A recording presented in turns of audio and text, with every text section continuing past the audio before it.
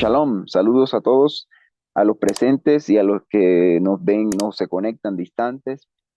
Hoy en Construyamos la Parashá traemos un tema a colación que es una de los tiempos de festividad que están en la Biblia. Vamos a hablar de Hoshana Rabbah y Shemini Atzeret. Quiero comenzar diciéndoles que los eventos festivos de Israel también están llamados las naciones a conocerlas y a entenderlas, porque no son eventos netamente encerrados en una historia de un pueblo, sino también son eventos proféticos que en el ejercicio histórico involucrarán a las naciones también y a los distintos pueblos y más aquellos que se identifican y creen en el Dios de Israel. Los, las dos festividades que comentamos hoy es encontrándonos en la mitad de Sukkot. Al final de Sukkot, el séptimo día de Sukkot, se conmemora una dentro de Sukkot, que es más bien por razones de tradición del pueblo, que se llama Hoshana Rabbah, que más o menos quiere decir como una gran salvación. Y el día octavo, que es posterior a los 7 días de Hanukkah, que se llama Shemini Atzeret, es más bien es un día, octavo día de convocación, más o menos traduce algo así, y más bien es como una segunda fiesta.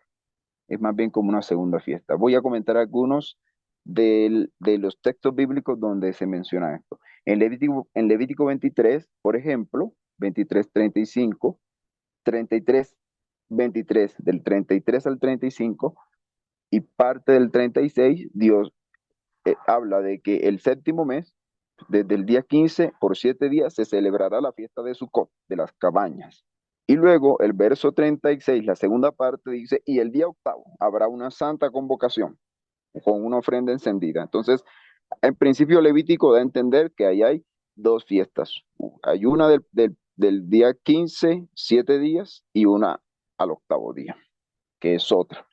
Eh, Siguiendo con otras referencias bíblicas, por ejemplo, en Éxodo, en el capítulo 34, Dios dice, y celebraréis la fiesta de la cosecha a la salida del año o al final del año. Esa dice, ahí sí menciona la fiesta de la cosecha. Me parece particular que cuando se habla de la fiesta de la cosecha, no la separa. Cuando se habla de la fiesta de las cabañas, sí hace la separación clara, que es del primero al 7 días, y, perdón, del día 15 hasta el 7 sería el 21, no el 22, sino el 21, contando el 15. Y el, el octavo día, el octavo día sería ya la fiesta de Shemini Atzeret. Eh, en número 29, nuevamente, ahí también el Eterno hace una distinción. Y mientras habla de los sacrificios, que los pone en orden, establece unos sacrificios para los 7 días de la fiesta de Sukkot, que es el 15, el 16, el 17, el 18, el 19, el 20, el 21, pues los 7 días. Y el día octavo plantea unos sacrificios diferentes a los que se plantean para los días de Sukkot. Y en Deuteronomio 16, ahí Moisés recuerda las fiestas y dice, recuerden la fiesta de los tabernáculos de Sucot por 7 días. Entonces vuelve a decir tabernáculos o cabañas o Sucot y ahí establece que son 7 días. Bueno, ahí en principio la palabra ahí habla de fiestas que en momentos las menciona independiente y en momentos las menciona en conjunto.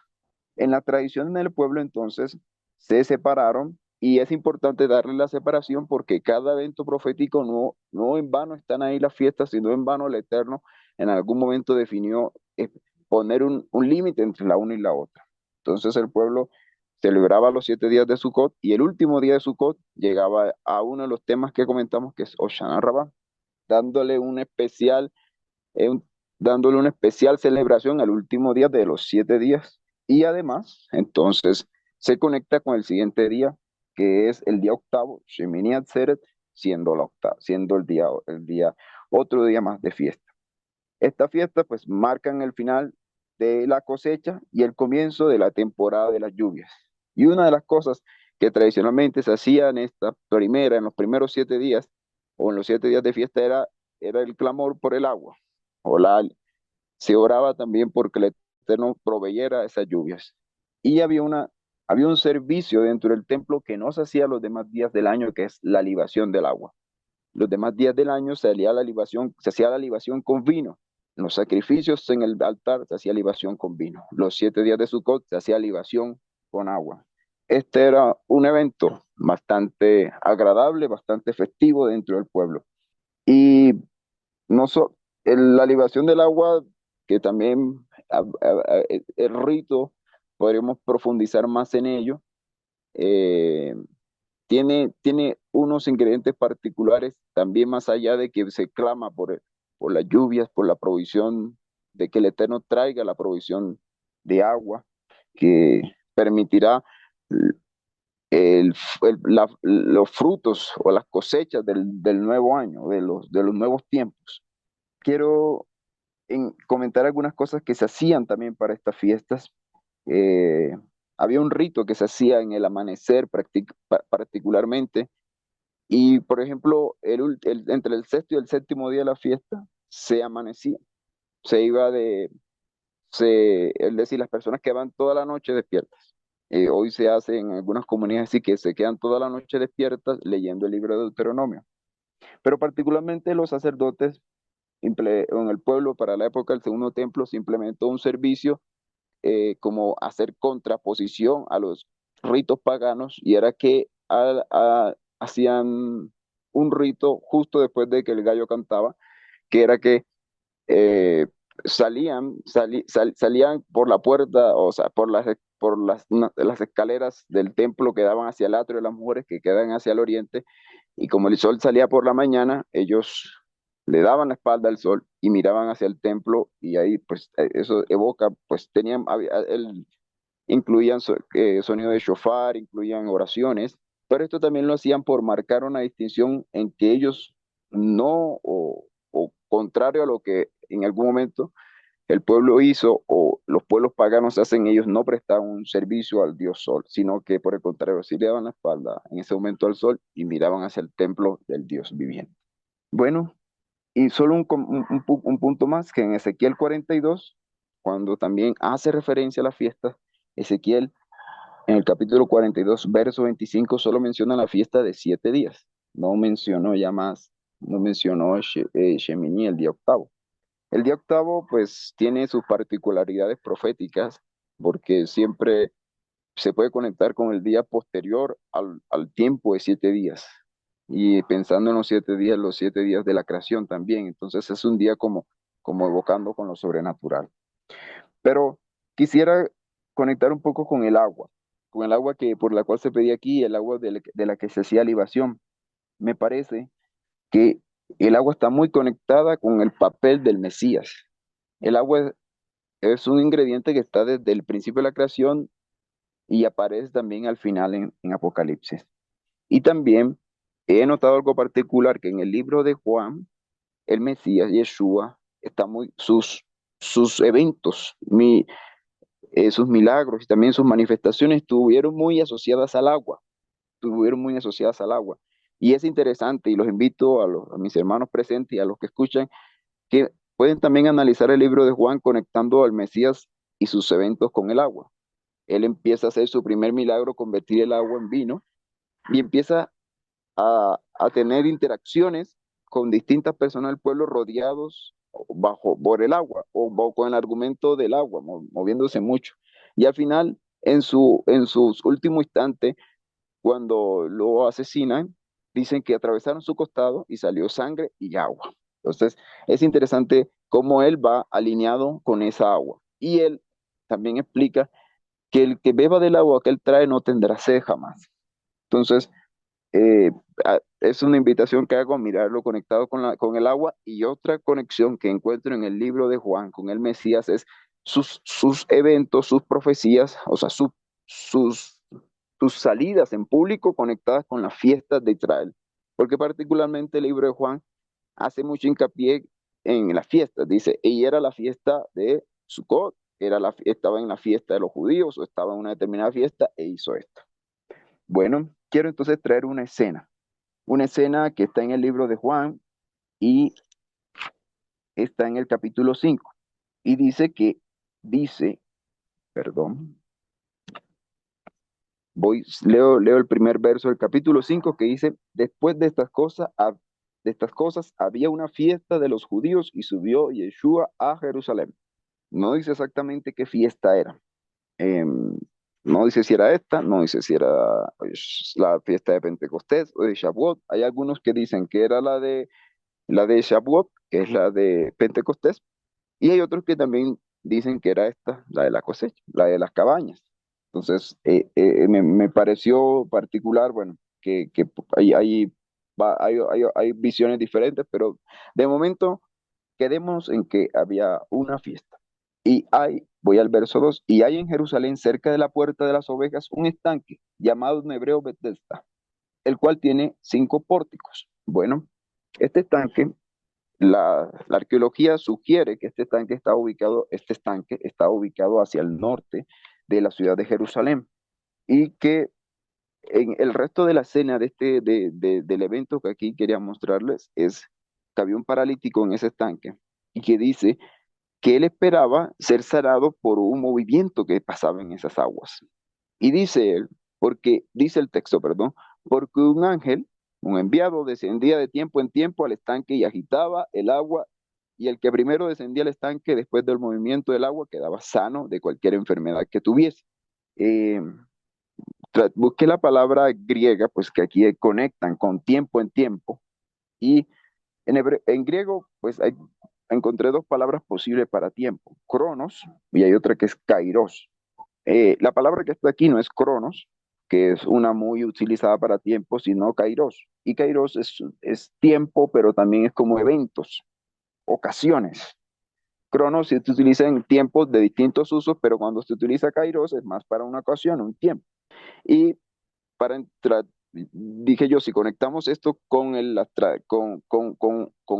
trasfondo bíblico, cuando la palabra dice el tiempos, o si lo llevásemos entonces al escenario hebreo, aunque no, pues cuando uno busca las palabras de los evangelios lo llevan al griego, pero si lo pensamos en un momento en el contexto hebreo, los tiempos, ¿cuáles son? Los moadim, las festividades.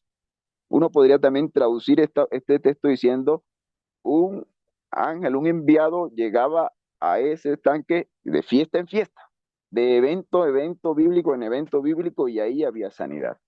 Bueno, pues son hipótesis y son conexiones que uno hace, no creo que sea toda la realidad, pero lo que quiero mostrarles es que las fiestas del Eterno también tienen esos ingredientes y estaban allí, que son espacios propicios para que se manifiesten las bondades del Eterno sobre las personas. Y ese día, en esa festividad, rodeado de esa agua, a ese hombre se le manifestó una bondad del Eterno, no por la fuente que él estaba esperando, sino porque ese día se manifestó el Mesías, Rey de Israel, y él trajo un agua, o una agua superior, superior a la que él esperaba allí conectar.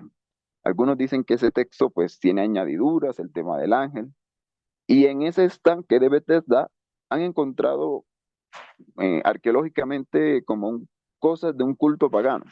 Yo no creo que, yo no creo que sea del tiempo del Mesías, sino que posteriormente pienso que se estableció algo allí, resultado de la sanidad. Tal vez quisieron otras corrientes establecer ahí algún culto pagano de sanidad pensando que ahí había algo. Tal vez, pero el punto es que a esta persona la sanidad le llegó gracias al Mesías. Yo pienso entonces, cuando trato de conectar el Mesías con el agua, ¿qué es? Porque ¿qué es el agua que él da? La salvación, el espíritu, ¿qué es? Porque él dice que el agua que en él hay lo sacia a uno, y no solo lo puede saciar a uno, sino que como el agua que él nos trae también abunda en nosotros, también nosotros podremos tener suficiente para saciar la sed de las personas. Yo lo asocio con su enseñanza, su doctrina, y que también la persona ande en su estilo de vida.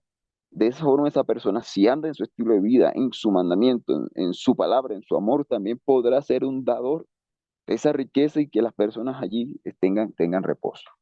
Bueno, no me extiendo más, era ese mi comentario, y quiero entonces eh, traer algunas preguntas a los hermanos. Y para tratar de que me saquen de este error, o que lleguemos juntos a una luz mayor, mejor. La primera es: ¿qué piensan que pasaba en el estanque? ¿Por qué las personas tenían sanidad? Si era así, que era simplemente entrar en el estanque porque sí, o que podía pasar en ese estanque que había sanidad. Ese texto que está ahí. La segunda pregunta que les tengo es, eh, ¿la hago enseguida? O es, sí, bueno, ¿qué sombra del Mesías o qué creen que el Mesías está oculto o hay alguna sombra de él en esta fiesta de Shemini Atzeret o en esta fiesta o en este último día de la festividad respecto de la libación del agua y demás? Eh, y bueno, saber si creen que hay alguna relación entre él y el agua que se ofrece o qué relación tiene, qué quiere decir él con el agua que de mí viene llega en la persona y también en ella será ríos de agua viva. Bueno, gracias hermano por la explicación y qué bueno de nuevo estar con todos ustedes aquí compartiendo y obviamente con todos los hermanos que nos escuchan. Mira que es interesante mirar el tema del estanque de Siloé, porque eh, De Tesla, de Tesla. en el relato del estanque hay varias cosas allí. Una de ellas es que dice que había un ángel, o en hebreo podemos decir que es un mensajero, un malaj, ¿cierto? Un enviado. Y si nosotros vamos a ver un poco, Siloé, ¿qué significa? También significa enviado. Hay un enviado. Y me trae mucho a recuerdo lo que habla el Mesías Yeshua, ¿no? De todo aquel que tenga sed, que venga a mí, yo le daré a beber un agua que nunca más les permitirá tener sequedad o necesidad de agua. Y podemos verlo desde muchos puntos de vista. El más literal es, pues bueno, me va a quitar el deseo de la sed física que todos tenemos. Pero para nadie es oculto que cuando se pasan por quebrantos de salud, hay una sed que sobrepasa la de simplemente tomar agua y podernos saciarnos de esa sed física, sino que de una u otra forma también la sed del anhelo y el deseo de poder tener libertad en salud para poder hacer muchas cosas que todos podemos hacer cuando tenemos salud. Entonces, es interesante el tema del estanque de Siloé. Definitivamente creo que posteriormente a los tiempos de Yeshua tuvo que haberse presentado cosas paganas, porque todos sabemos que cuando el Eterno pone su mano en algunas cosas, el hombre tergiversa eh, las buenas acciones y quiere de una u otra forma cambiarle el buen rol que puede a veces tener. Lo vemos a través de la palabra, cuando Hashem muestra que tenían que levantar altares para sacrificar animales delante de él. Vemos que en los ámbitos paganos también después empezaron a levantar altares para presentar sacrificios a sus ídolos. Entonces no es extraño que pueda llegar a suceder esto. Gracias, José. Eh, ¿Alguno quiere aportar algo adicional o tratar de traer alguna visión a las preguntas? A las preguntas. A mí me parece muy curioso, hermano, la conexión que haces, muy enriquecedora. Nunca la hubiera asociado con esta festividad, ¿no? En especial por las libaciones de agua. Me parece muy valiosa esa conexión que hiciste ahí. Lo del ángel, bueno, he escuchado las dos versiones, que podría ser un texto de añadido o puede que no. Eh, y creo que es el Rambam dice algo muy interesante sobre el Midrash, que el que lo cree tan literalmente, pues no es como tan sabio, pero el que niega que pudo haber pasado así, es aún menos sabio. Entonces, creo que en la potestad del Eterno todo podría haber pasado allí, ¿no? Me parece muy curioso, Bethesda, creo que está relacionado con un vocablo de Bet Hasde, algo así, que es como la casa de la misericordia. O ese estanque está relacionado con la misericordia y este hombre después de 38 años recibe una misericordia muy grande. Creo que eso anima y fortalece la fe de los hermanos, ¿no? Para no rendirnos y nuestras propias vidas. Y en cuanto a tu segunda pregunta, totalmente, creo que en la ceremonia que tú estabas explicando ahorita había una parte de suspenso en la cual el sumo sacerdote vertía el agua y cuando él la estaba haciendo, todo el mundo estaba en silencio, todo el patio se quedaba en silencio. Y cuando todos estaban en silencio, desde la multitud se escuchó una voz que dijo, si alguno tiene sed, venga a mí y beba. El que cree en mí, como dice la escritura, de su interior correrán ríos de agua viva. Entonces, claro, es una conexión muy fuerte esta festividad con el maestro, ¿no? Estaba validando algo que me parecía también interesante, si te acordar, y es de su interior correrán ríos de agua viva. Creo que lo vemos por toda la escritura. Ezequiel, no sé si ustedes se acuerdan, las visiones del templo que tienen y dice que salía agua de la casa, ¿no? El profeta Zacarías también dice que en ese día correrán aguas vivas de Jerusalén. Y revelación también creo que se une a todas estas conexiones que nos hacen.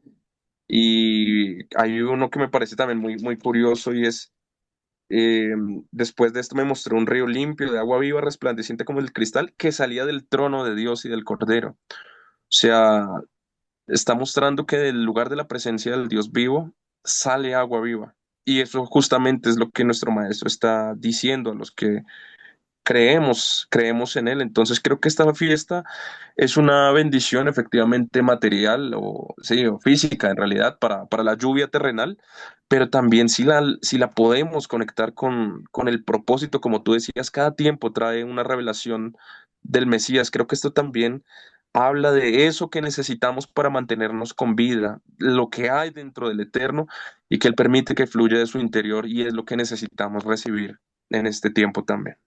Un aporte que hago ahí sobre esta fiesta está en el libro de Eclesiastes, donde lo escribió el rey Salomón, donde hablaba que en esa fiesta no deberíamos de ir por nuestros propios deleites o nuestros propios placeres del mundo, sino que debemos de estar completamente en alegría y en espiritualidad en el Eterno, porque Yeshua también, por ejemplo, en Juan 7 donde el verso 14 donde habla de que él subió a la mitad de la festividad de Sukkot, y en el inicio del capítulo 7 de Juan también dice que los discípulos le preguntaron que si llegaba a ir lo podían matar, pero entonces Yeshua responde y dice que no, porque todavía no era el tiempo de él. Entonces a mitad de esta festividad subió y después de la mitad él salió a hablar o a enseñar en fin, la fiesta de Sukkot, donde muchos de que estaban presentes decían que de los rabinos, de los que estaban ahí, decían que como era una persona que sabía la enseñanza de ellos si nunca estudió con ellos. Entonces, lo que Yeshua le responde es de que lo que él sabe no es por él, sino por el Padre que lo ha enviado. Entonces, esta festividad de las dos relaciones que hago es de que en esta festividad, Yeshua siempre está presente, y es de que no busquemos nuestros propios placeres del mundo, sino busquemos para agradar del Eterno para un año venidero, que es donde en la antigüedad hacían unas ofrendas de 70 ofrendas de acuerdo a estas festividades. En la antigüedad, cuando estaban en el templo, las hacían, era para eh, el recordatorio de lo que hacían las ofrendas, porque en cada momento tenían que llevarlas y diariamente hacían 70. Y eso hace la representación de las 70 naciones del mundo que estaban, que conectaban con lo espiritual de esta fiesta, y que era prácticamente que en el octavo día, que es donde Yeshua también fue circuncidado, y que Yeshua también habla de que en el capítulo 7 de Juan también habla de que cómo lo iban a juzgar en un día de Shabbat, donde era el octavo día de Shabbat, donde era de Sukkot, que por qué lo iban a juzgar o condenar a muerte por algo que en verdad estaba haciendo una sanidad, que estaba curando, que estaba haciendo una sanidad, y que eso era bueno en Shabbat, hacer sanidad de lo bueno, no trabajo. Entonces, digamos que toda esta representación de las 70 ofrendas hace del año venidero una simbolización de lo que nos debemos de preparar para, para el año venidero o el milenio para esta festividad. Para mí es muy importante de que no busquemos lo personal, no busquemos lo del mundo, sino que busquemos el reino del Eterno, el reino de Hashem, y eso es lo que Yeshua hace, la representación también, lo que hablaba el hermano, o los hermanos, de las aguas, que las aguas, cuando Yeshua convirtió el vino, en las aguas en vino, hace la representación de lo espiritual que debemos de tener, que no nos fijemos en lo físico de este mundo, sino en el reino venidero, que ese vino hace una vida eterna de cuando aceptamos a Yeshua en nuestras vidas, y estas festividades es de la preparación para ese día. Gracias. Muchas gracias, Carlos. Pregunto, ¿qué piensan entonces a qué se refiere el Mesías cuando dice que el que beba del agua que él dará, de él correrán ríos de agua viva? La repito. Bueno, gracias, Carlos. Respecto de respecto del último que dijiste, traigo nuevamente a colación la pregunta y es, ¿qué piensan a qué se refería el Mesías cuando dijo, el que, el que beba del agua que yo le daré, de él, o hay varias escenas donde lo dice, pero uno lo dice más o menos así, de sino que no tendrá sed jamás, sino que esto será para él, o será una fuente de agua de vida, o de él brotará el agua de vida. ¿A qué se refería él?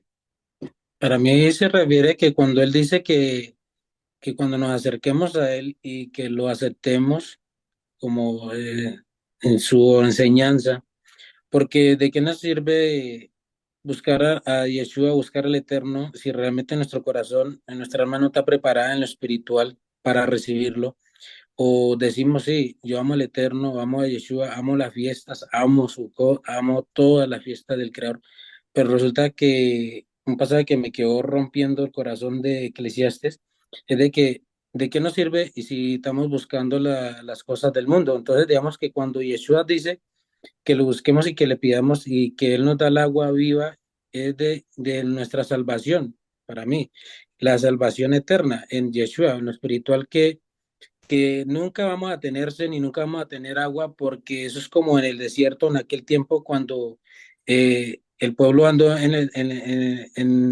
vagando por el desierto, y donde el Eterno le daba el alimento del maná, que ellos siempre duraron todo el año que duraron, nunca se cambiaron, nunca tuvieron ropa nueva ni zapatos ni nada, porque estaban siempre vivos y siempre tenían la misma ropa y permanecían limpios y secos.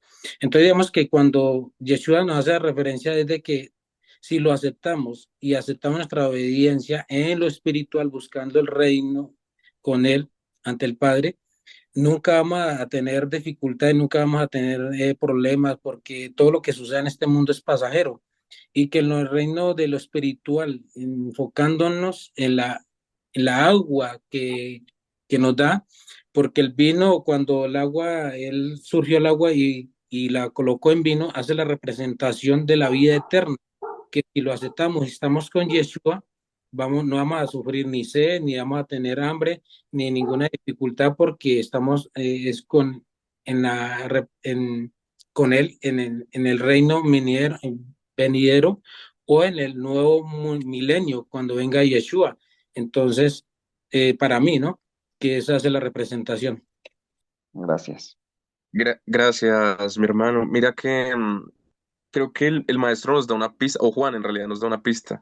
Más abajito en Juan, el capítulo 7 dice, esto decía acerca del espíritu que recibirían los creyentes, ¿no? Y pero creo que acá en cuanto al espíritu se refiere más como a dos eventos, podríamos decir escatológicos tal vez, porque pues los profetas profetizaban por medio del espíritu, el espíritu venía sobre los jueces, etcétera, pero creo que está hablando de dos cosas en cuanto al espíritu. Y una puede ser lo que vio Ezequiel, que el espíritu de Dios dejó el templo y también vio cuando el espíritu de Dios volvería, ¿no? Y el mismo profeta también nos cuenta que un día el Espíritu de Dios reposará sobre toda carne. podrá hacer que todos andemos en sus estatutos, mandamientos y leyes. Y creo que eso es lo que le ha pasado al creyente. Eh, en Hechos 2, ¿se acuerdan? Cuando estaban reunidos los discípulos allá en el templo, el Espíritu de Dios vino sobre ellos. Es como un cumplimiento parcial de esa promesa, ¿no? Y el Espíritu los llenó y pudieron cambiar al mundo. Entonces pienso que esta promesa del agua, del Espíritu, es muy propicia en este tiempo y está muy relacionada con nuestro rol como creyentes en el Mesías Yeshua. Creo que recibimos una bendición tan grande como para seguir las pisadas de esos gigantes espirituales y seguir cambiando el mundo. Entonces, me voy por la pista que nos deja Juan. Está relacionado con el Espíritu en cuanto a esas dos proporciones, diría yo. Mira que está muy conectado. También me voy por esa parte porque si nosotros vamos a ver el agua que simbólicamente que tiene o a qué está relacionado. Está relacionado con una vida espiritual y está relacionado con el Espíritu del Santo. Y podemos ver otros pasajes donde se habla del agua. Por ejemplo, está Isaías 55:1 y Jeremías 2:13, en donde se ve también esa relación. De hecho, Isaías dice, venid todos los sedientos, o Jeremías habla y dice, la fuente de aguas vivas. Sí, vemos que de una u otra forma Yeshua toma este simbolismo del agua y lo aplica a sí mismo, afirmando que Él es la fuente de una satisfacción espiritual que nunca falla y que quien lo siga nunca va a tener sed. Es en un sentido espiritual, o en otras palabras, promete una vida interior plena, una vida con el Eterno que satisface todas las necesidades del alma. Y eso lo que de una u otra forma veo que tiene relación Juan 7:39, donde Yeshua estaba hablando sobre el Espíritu del Santo, que sería derramado sobre todos los creyentes después de después de la resurrección y de la ascensión. Agua viva, el Espíritu del Santo, que trae vida y trae renovación espiritual a quienes creen en Él. Y nos trae a colación y a recordar un poco la importancia de sumergirnos en aguas, ¿no? Es prácticamente lo mismo, esa simbología. Me sumerjo en aguas, o como en hebreo conocemos, hacemos tevilá, y cuando salimos, salimos renovados, un nuevo espíritu, una nueva persona, una nueva creación, un nuevo ser. Y aquí todas las cosas viejas pasaron y ahora son hechas todas nuevas, ¿sí? Y si vamos a ver muchos más pasajes, Yeshua también habló a la samaritana con respecto al agua y le dijo que también le iba a quitar la sed. Y ella lo primero que hizo y entendió, después de que el Mesías Yeshua le habló de los hombres que tenía y ninguno de esos eran su esposo, salió corriendo y habló al pueblo y dijo, hemos encontrado, he visto a este hombre que es el Mesías, y otros fueron y corroboraron, fueron saciados de la sed, de la esperanza de saber que estaban también estos clamando por el Mesías, aquel que iba a cortar la sed y les iba a cortar sus pecados, deslumbrándolos, mostrándolos, como cuando uno se para al frente de un pozo y se mira, ¿qué es lo que uno mira? El reflejo de uno mismo. Y eso es lo que el Mesías mostraba. Aquel que tiene el Espíritu del Santo es como el agua, refleja todo aquello que es bueno y no tan bueno, pero que cuando metemos el dedo en el pozo y lo movemos, se distorsiona, cambia, se transforma. Y así es nuestra vida. Si lo vemos de una u otra forma con esta parte de Shemini Atzeret, ¿sí? Entonces es maravilloso ver que en un octavo día Hashem transforma nuestra imagen, nos la cambia. Esa imagen distorsionada vuelve y nos la aclara y nos deja limpios, libres. Eh, y es lo que se hacía en el pueblo en estas fechas, como tú decías, hermano. El sumo sacerdote regaba agua allí y permitía que el agua saliera para todos, para los que estaban bien como para los que no estaban tan bien, y todos tenían la oportunidad de decidir qué tipo de agua querían tomar. Y hermano, mira que cuando tú decías eso, qué importante es el agua en la escritura, ¿no? No sé, acuerdan en Bereshit? Ya casi nos vamos a encontrar con ella, que el Espíritu de Dios revoloteaba sobre las aguas, ¿no? Y Revelación, ¿cómo finaliza? Casi lo último que dice es, el que tiene sed, venga, y el que quiera, tome del agua de la vida gratuitamente. O sea, y si nos fijamos, hay como un río corriendo por toda la escritura, ¿no? Curioso, ¿no? Se me hace muy, muy claro o importante la función del agua. Y yo no sé de pronto, mis hermanos, o en este caso para los oyentes, donde ellos también ven más conexiones con el agua y el Mesías, ¿no? Podríamos acá quedarnos todo el día citando, pero ¿qué opinan ustedes, hermanos, los que nos están escuchando? ¿Dónde hay más conexiones entre el agua y el Mesías, ¿no? Busqué también un aporte de mis hermanos relacionado con el agua y lo espiritual. Juan 15, voy a parafrasear, donde dice que el Padre es jardinero y que todas las plantas o todas las ramas son parte del fruto que a veces dan o a veces no damos, y que para esta festividad debemos de ser apodados para poder tener un excelente fruto. Entonces, digamos que dice Yeshua que todo, Él es la viña, es lo espiritual, es la vida eterna, y que para que todos tengamos la unión para permanecer unidos con Yeshua, para que demos fruto agradable al Eterno y agradable a Yeshua. Entonces, esta parte también la hago conexión con lo que estábamos hablando del agua y de lo espiritual, que para esta temporada ya somos apodados totalmente para dar un buen fruto agradable y que no podemos ser unas ramas que a veces damos frutos y a veces no. Entonces ya somos apodados correctamente y unidos con el Mashiach con el agua y el espíritu, de ser unidos y dar frutos a las naciones y traer, llegar a más gente a la vida eterna por medio de Yeshua y para el año venidero. Bueno, muchas gracias por los aportes de cada uno. Realmente alimentan información y nos dan más luz a cada uno de los que escucha de visiones o de perspectivas de la palabra. Y ya tomando estos distintos análisis, uno se va dando una mejor idea. Y sin decir definitivamente tenemos toda la verdad de esto, pues cada vez que se comparte la palabra va saliendo más a la luz y va saciando también la sed que hay en nuestras almas. Bendito el Eterno que nos permitió llegar hasta este momento, que nos permita terminar una agradable fiesta de Sukkot y fortalecernos. Y bueno, muchos saludos a los presentes y a los que nos escuchan, que el Eterno los fortalezca y que también reciban del agua del cielo, el agua que trae el Mesías y quedemos saciados. Amén.